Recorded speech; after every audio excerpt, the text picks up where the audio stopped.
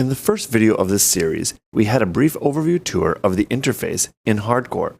We also mentioned that Hardcore can be used in standalone mode for live performance situations, or as a plugin within your host DAW application for recording situations. When using Hardcore within your DAW, the performance in terms of playability are determined on how you have your audio interface set up in your DAW application, which for obvious reasons we cannot cover here. However, when using Hardcore in standalone mode, the standalone version is responsible for the playability and performance of the amp simulation. In order to use Hardcore in a live playing situation, you must remove as much latency as possible.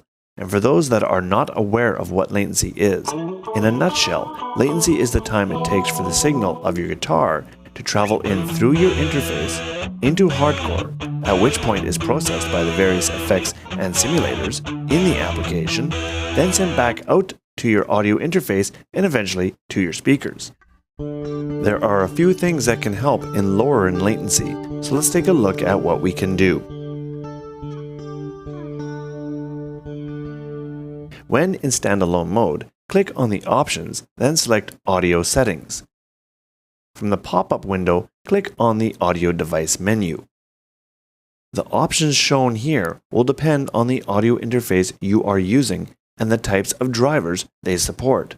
The driver list will be broken into sections, and as you can see here on my machine, I have a choice of using a direct sound device or an ASIO device. The difference between the two is basically how Hardcore will talk to the audio interface. ASIO drivers or ASIO drivers will almost always give you a better latency while maintaining a stable system. So if you have an ASIO driver in this list, it would be a good idea to select it. If not, there is a well-known project called ASIO for All, which allows audio interfaces that typically do not ship with ASIO drivers to work with this generic universal ASIO driver. More information on that can be found at asioforall.com.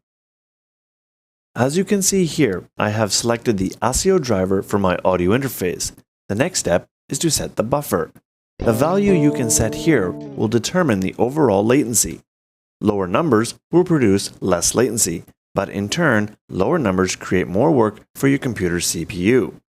So, if set too low, then stability and sound performance may become an issue.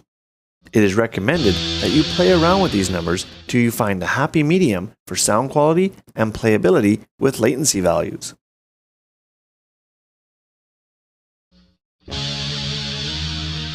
Along the bottom of the setup window, you have the input and output section.